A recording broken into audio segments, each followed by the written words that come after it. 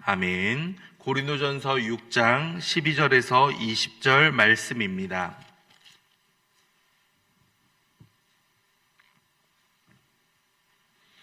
고린도전서 6장 12절에서 20절 말씀입니다.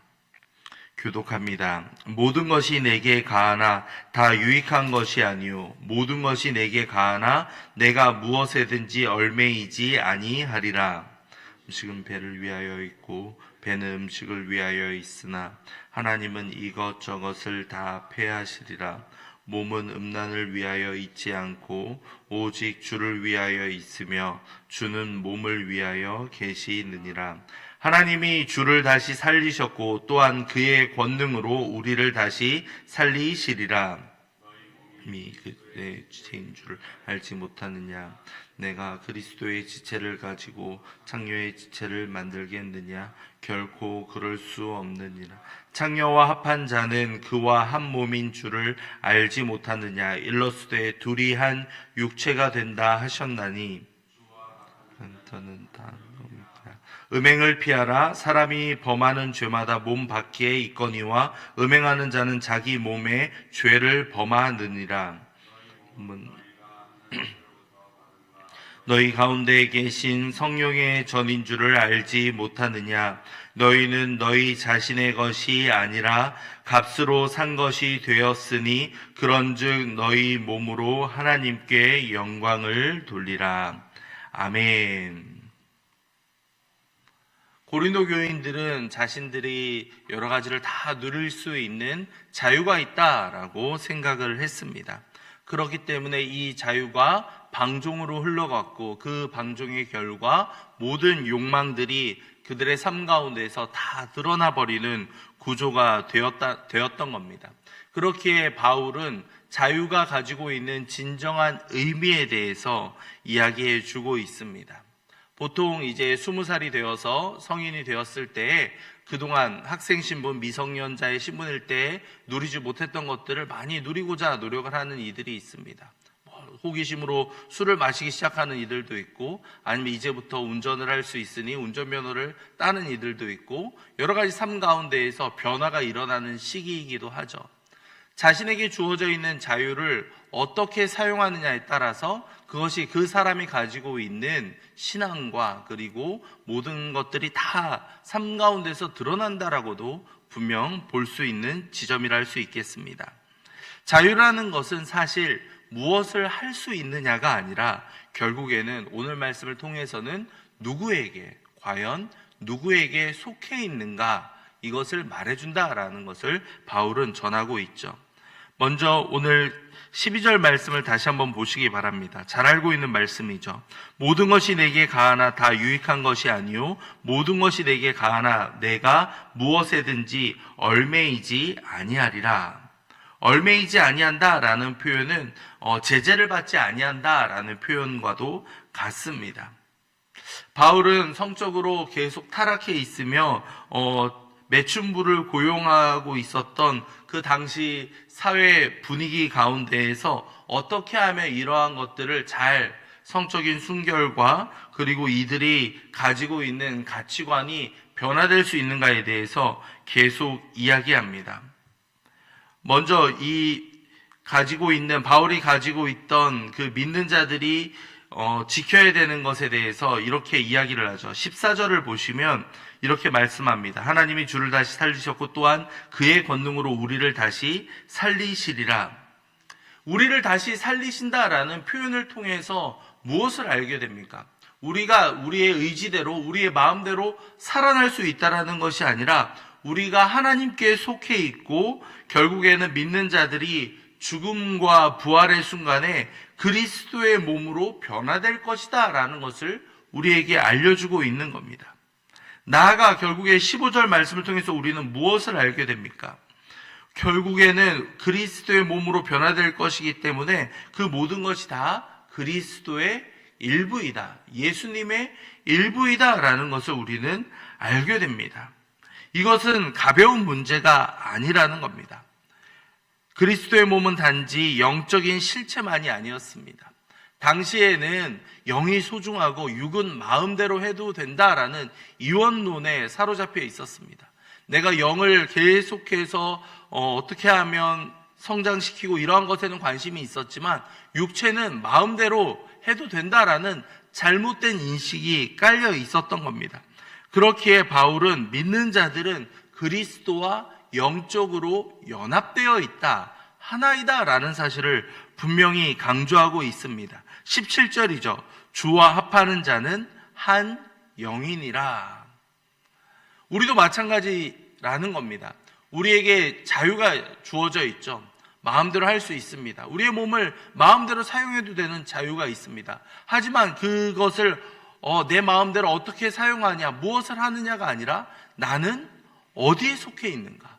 그리스도에 속해 있다면 그리스도가 원하시는 삶, 그리스도께서 기뻐하시는 삶으로 우리의 몸을 드릴 수 있어야 한다라는 것을 말하고 있는 것이죠. 그렇게 믿는 자들은 몸으로 죄를 지어서는 안 된다라고 말하고 있는 겁니다. 우리의 몸이 단순히 내 것이 아니라 내 마음대로 해서도 되는 것이 아니라 하나님께, 그리스도와 연합하여 하나님께 속해 있다라는 것을 알고 있다면 내 몸을 마음대로 할 수 없다라는 것이죠. 심지어 19절에서는 뭐라고 말씀합니까? 함께 읽어볼까요? 너희 몸은 너희가 하나님께로부터 받은 바 너희 가운데 계시는 성령의 전인 줄을 알지 못하느냐? 너희는 너희 자신의 것이 아니라. 아멘. 우리의 몸이 성령님께서 거하시는 성전이다 라고 바울은 강조하고 있습니다. 왜 그렇습니까? 바로 우리의 몸으로, 우리의 삶으로 우리가 하나님께 예배를 드리며 우리의 몸을 거룩한 산 제물로 드려야 된다라고 바울은 계속해서 말했기 때문입니다.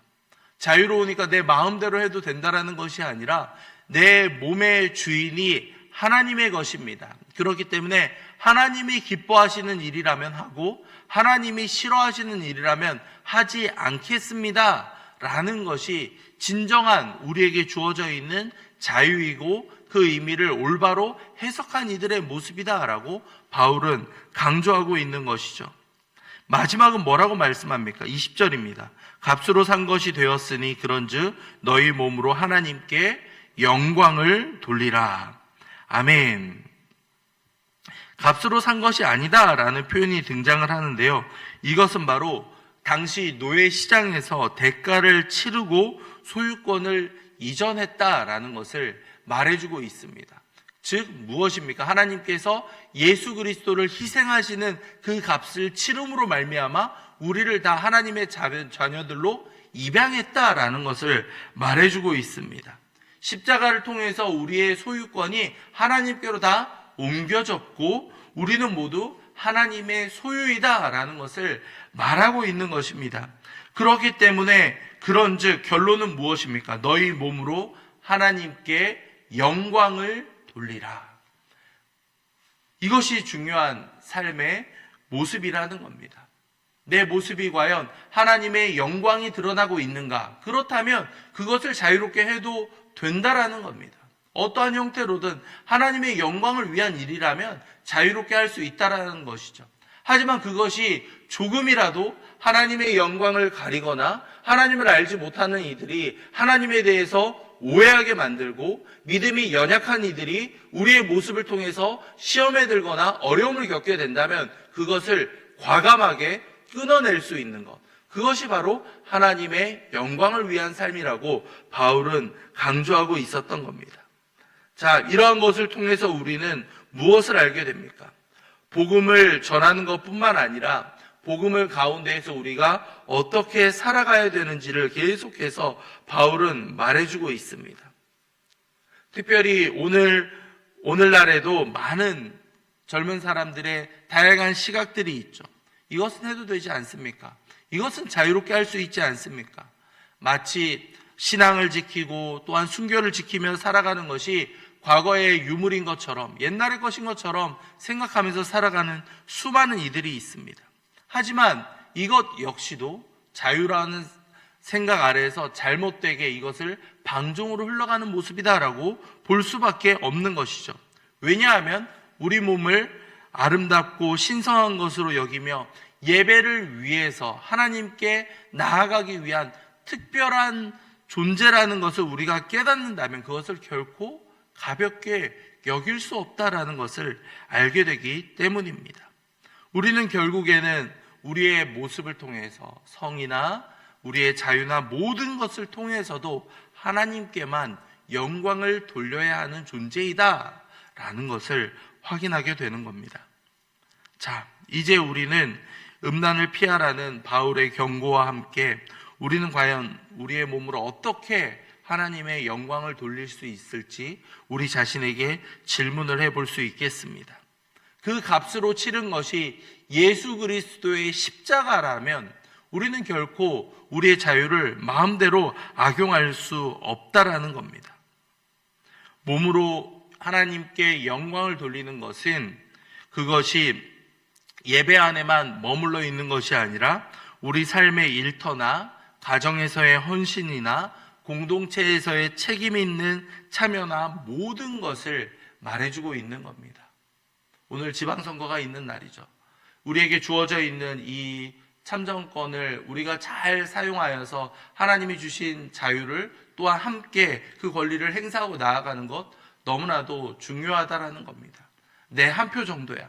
이런 것은 잘못된 생각이라는 것이죠. 함께 참여함으로 말미암아 어떻게 하면 하나님께 영광을 돌려드릴 수 있을지 잠깐이라도 기도하며 함께 참여해 주시기 바랍니다. 오늘 말씀을 통해서는 우리는 무엇을 알게 됩니까? 우리에게 주어져 있는 자유를 어떻게 사용할 수 있을지 한 번씩 고민하는 시간을 가지시기 바랍니다. 그리고 나서 이 자유를 통하여서 하나님이 기뻐하시는 삶, 하나님께 영광을 돌려드리는 삶이 무엇일지, 무엇을 할 수 있느냐, 할 수 없느냐가 아니라 나는 과연 누구에게 속해 있고 어떠한 존재인가, 그 정체성을 발견해 갈 수 있는 저와 여러분이 되기를 간절히 소망합니다. 이 시간 말씀을 생각하며 함께 기도할 때 주님, 우리의 몸으로 하나님께 영광을 올려드리기 원합니다. 우리가 자유롭게 누릴 수 있는 것들, 절제가 필요하다면 절제하게 하시고 하나님이 원하시는 일이라면 또한 과감히 헌신하며 주님 앞에 나아갈 수 있도록 아버지 인도해 주시옵소서. 함께 기도하도록 하겠습니다. 이어서 교회를 위해 기도할 때는 이웃초청 사랑잔치가 이제 17일 앞으로 다가옵니다. 2주 조금 더 남아있는데 이 남은 시간 가운데 하나님 함께 해주시며 VIP들을 만나고 그들과 차를 마시며 식사를 하며 그들과 교제할 수 있는 시간을 주님께서 허락해 주시옵소서. VIP들의 마음 문이 열려져서 하나님의 집에 함께 기쁨과 은혜를 누릴 수 있는 시간 될 수 있도록 아버지 도와주시옵소서. 함께 기도하도록 하겠습니다. 이어서 또한 기도할 때에는 나라와 지역사회를 위해서도 함께 기도하겠습니다. 오늘 지방선거를 통하여서 함께 우리 모든 성도들이 참여하게 하시고 이 시간을 통하여서 더욱더 나라를 위해서 기도하며 나아갈 수 있는 우리가 될 수 있도록 아버지 인도해 주시옵소서. 그리고 이 간석 지역 사회에 우리 예수 그리스도의 복음이 점차 증거될 수 있도록 아버지 도와주시옵소서. 우리의 삶과 우리의 모습을 통하여서 복음이 자연스럽게 흘러갈 수 있도록 이 지역사회를 주님께서 긍휼히 여겨주사 자비를 베풀어 주시옵소서. 함께 기도하도록 하겠습니다. 이어서 환우들을 위해서도 함께 기도할까요? 육신의 연약함과 아픔들로 인해서 고통받는 이들이 있다면 아버지 은혜 베풀어 주시고 회복의 은혜가 함께 할 수 있도록 도와주시옵소서. 기도하신 이후에 우리 담임 목사님 위해서도 기도해 주시기 바랍니다. 우리 목사님 날마다 강건하게 붙잡아 주시며 능력 위에 능력을 더하여 주사 모든 사역을 잘 감당할 수 있도록 우리 목사님 굳게 붙잡아 주시옵소서. 함께 기도하신 이후에 각자의 기도 제목으로 기도하도록 하겠습니다. 기도하겠습니다. 사랑과 자비